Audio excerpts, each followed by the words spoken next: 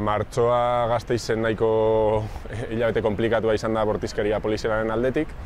eta hori ikusita edo zenbait gizarte eragile ezberdinek plazara barne erabaki genuen zeo zer egin behar zela, ez? Orduan pasadan ostiralean eman genuen prentsaurreko bat guztion artean, irakurketa bat eginez nola erasoak datozen boterearen aldetik, arlo ekonomikotik, arlo sozialetik, arlo politikotik, eta martxoan aldi berean herri mugimenduak erantzun zabala, anitza eta kontundentea eman duela. Martxoaren 3 hasi, martxoaren 8, martxoaren 29ko greba eta bar. Eta nola hori ikusita, poliziak ere reakzionatu egin zuen, eta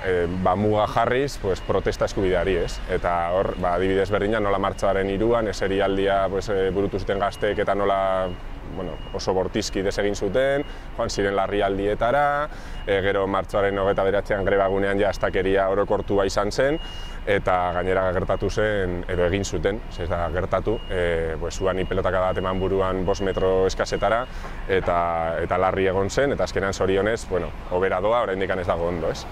Orduan guzti hori ikusita eta irakurketa horrekin, ikusten genuen zeo zer egin behar zela. Saiatu ginen egiten beste data batzuetan gauza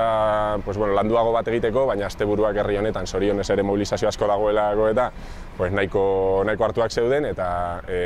pentsatu genuen egitea eserialdi bat, batetik martxoaren oldarraldi poliziala edo, martxoaren 3an hasi zelako gazte burututako eserialdi batekin, eta bestetik orain kodigo penalak, aurreikusten duelako kodigo penalaren berrikuntzak eserialdi bat izan daitekela gartzelara joateko motibo bat, ez? Orduan, eta aste artean atzo deitu genuen, batetik bi gauza elkartzen zielako parlamentuan. Batetik Aresek testigatza eman bar zuen, Subanen inguruko operatiboaren inguruan, eta gero gainera guk geneukan eskatuta konparezentzia bat komisio batetan, komisio berdinean, justizia eta barne saileko komisio batetan, martxoaren inguruko azalpenak eskatzeko, eta behintzat hor daudenak entzuteko zer gertatu zen, eta zein izan zen poliziaren jokabidea, zenbat eskubide urratu ziren, ez? Egin genuen serialdia, eta polita, gero komisioan behintzat entzun behar izan gintuzten, horretara ez daudela ohituta, eta gero jakin izan genuen, ze ziguten utzi sartzen lehenago Ares entzuteko, zer esan zuen Aresek, gaur jakin izan dugu komunikabideen bitartez, eta aurrera egiten den iesaldi bat, ez? Porque guk hasieratik Aresek esaten duela, eta ikusi da Kabakasen kasuarekin ere,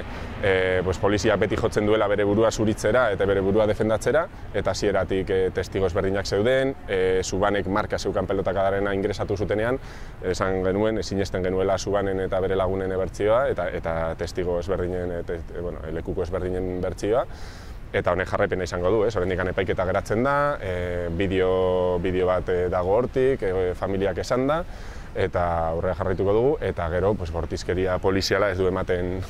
eteteko borondateri dagoenik, ikusita nola erantzuten ari diren salaketa guzti hauei, eta zentzu horretan jarraitu beharko dugu salatzen eta mobilizatzen eta honi muga jartzen, ez? Ze datoz garai batzuk sozialki oso gogorrak, gure eskubide sozial guztia murrizten ari dira, eta protestarako eskubideak eta azkenan hori dira eskubide zibil eta politikoak horiek ere murrizten ari dizkigute, eta itotzen, batetik eskubide sozialik gabe gelditzen gara, eta bestetik ez digute usten horren inguruan protesta egiten, ez? Eta polizia izango da muga horien bermea, ez? Kalean, eta bake soziala mantendu behar duena, eta orduan oso garrantzitsua da muga jartzea honi, edo muga jartzea bortizkeria polizialari.